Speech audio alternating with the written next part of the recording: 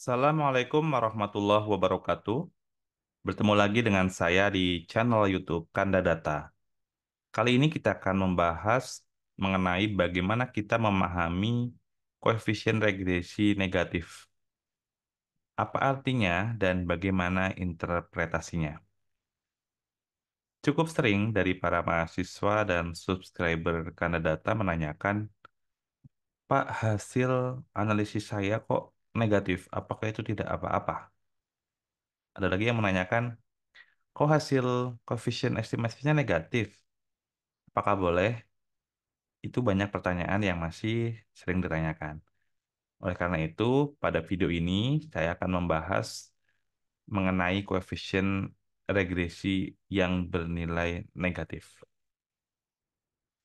Sebelum kita lanjutkan, seperti biasa, saya mengingatkan pada teman-teman agar tidak tertinggal dengan update video terbaru dari Kanda Data, silakan saat ini klik subscribe dan nyalakan loncengnya.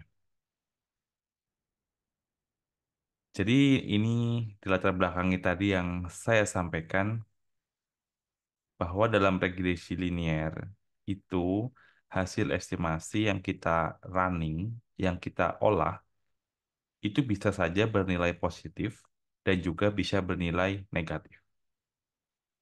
Dalam kondisi seperti apa koefisien estimasi bernilai positif dan dalam kondisi seperti apa bernilai negatif.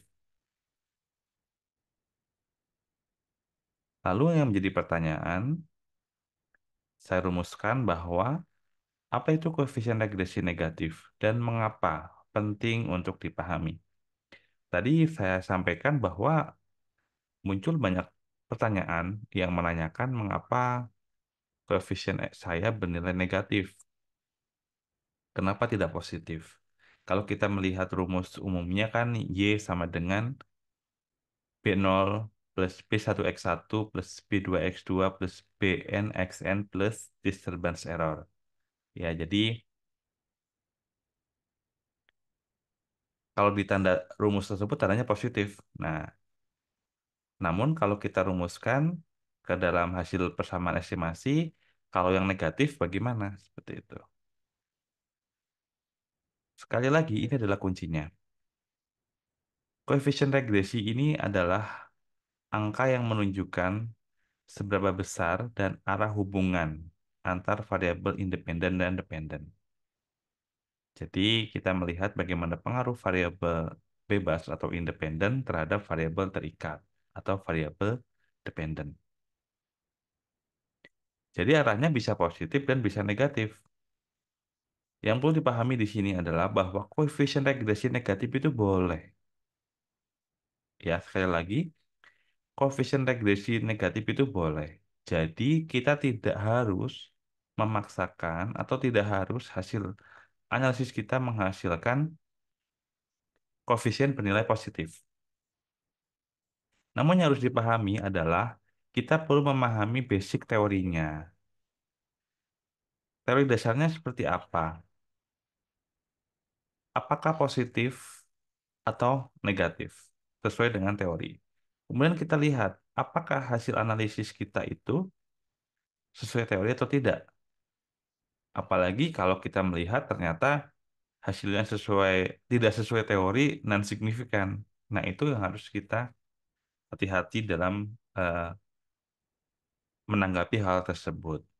Nah, jadi contoh di sini, jadi koefisien negatif itu nggak apa-apa, ya. Jadi kalau kita lihat, saya buatkan saya laser pointer ya.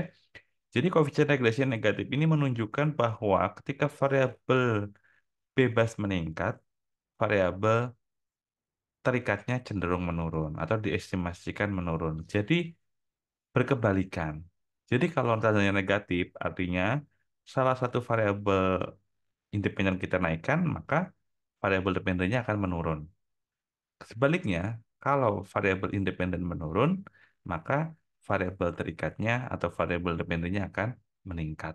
Jadi sederhana itu. Namun hal yang harus kita pahami ya, kita harus kembali ke teori seperti yang saya sampaikan tadi. Contohnya, Bagaimana peningkatan harga suatu produk ini akan mempengaruhi penurunan permintaan. Nah, kalau kita lihat di sini, kita melihat bahwa tandanya negatif misalkan ya. Harga suatu produk meningkat, berarti permintaannya akan menurun. Kalau dalam ekonomi, sering kita lihat teorinya ya, bahwa ketika harga naik, permintaan produk tersebut cenderung turun. Ini sesuai teori. Nah, kita perlu buktikan, benar nggak?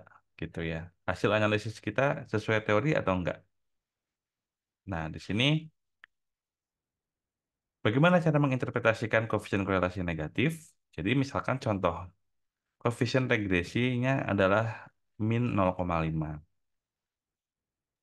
Ini dapat kita interpretasikan berarti untuk setiap kenaikan 1 unit pada variabel dependen akan turun setengah unit. Unitnya pun apa? Ini tergantung dari yang kita ukur. Bisa saja, misalkan kita lihat harga dalam satuan rupiah atau ribu rupiah. Boleh. Kemudian variabel dependennya apa? Apa? Misalkan permintaan dalam volume, apakah dalam satuan unit atau ribu unit? Itu tergantung dari kita menggunakan. Nah, di sini mari kita praktik latihan. Nah, di sini saya ada contoh data ya. Em, nah, ini ada contoh N-nya 12 ya. Data time series ya dalam bulanan, dalam 1 tahun berarti ini ya. Harganya ini dalam satuan ribu rupiah. Kemudian penjualan dalam satuan unit. Jadi kalau kita lihat bulan pertama dengan harga 20.000 penjualannya 500 unit. Seperti itu cara membacanya ya. Kemudian bulan kedua dengan harga 21.000 penjualannya 480 unit dan seterusnya. Jadi kalau kita lihat ingin mengetahui bagaimana pengaruh harga terhadap penjualan. Nah, di sini variabel independennya yang mempengaruhinya adalah harga. Kemudian variabel yang dipengaruhinya adalah penjualan. Nah, kita running ya. Kita menggunakan data analisis. Di pojok kanan atas, teman-teman melihat data analisis. Kalau belum ada ya teman-teman aktifkan dulu. Caranya teman-teman klik more, kemudian option. Nah, di sini teman-teman silakan menuju ke add-ins. Nah, setelah add-ins paling bawah ini ada Excel add-ins, pilih ketik sorry, pilih go ya. Kemudian di sini aktifkan analisis toolbox. Ini harus aktif. Kalau sudah aktif, kita tekan OK, maka di sini di tab data di bagian kanan atas akan ada menu data analisis. Kalau kita klik di sini akan banyak menu pilihan analisis. Nah, di sini kita akan menggunakan analisis regresi. Kita cari regression. Ya, setelah itu kita klik OK. Langkah selanjutnya adalah kita diminta menginput nilai. Yang pertama kita input variabel Y. Ya, kita input, kita buka. Variabel Y-nya adalah penjualan ya, karena kita ingin mengetahui bagaimana pengaruh harga terhadap penjualan. Kita rank semua, termasuk dengan header atau label.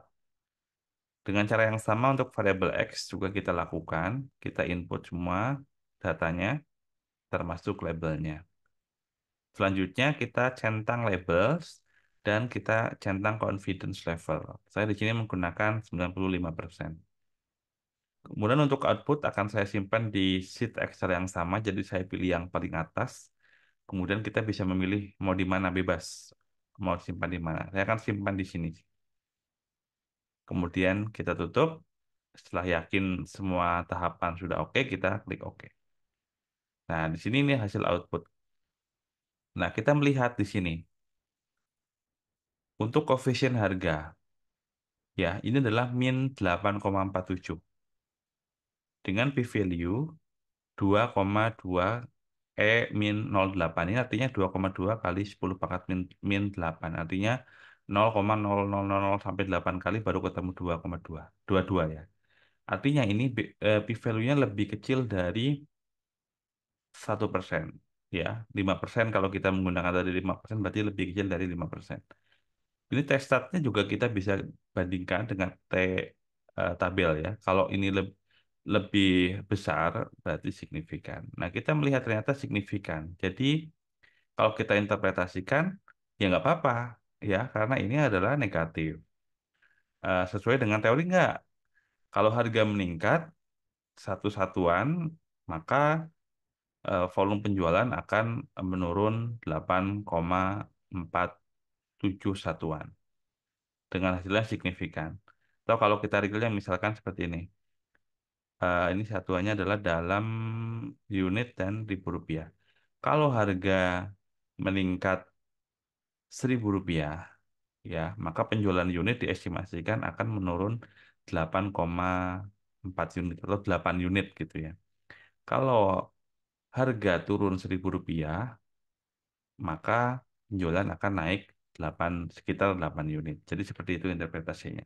Jadi sekali lagi teman-teman sobat tanda data tidak apa-apa ya kalau misalkan koefisiennya negatif. Yang perlu kita lakukan adalah sesuai dengan teori enggak gitu ya.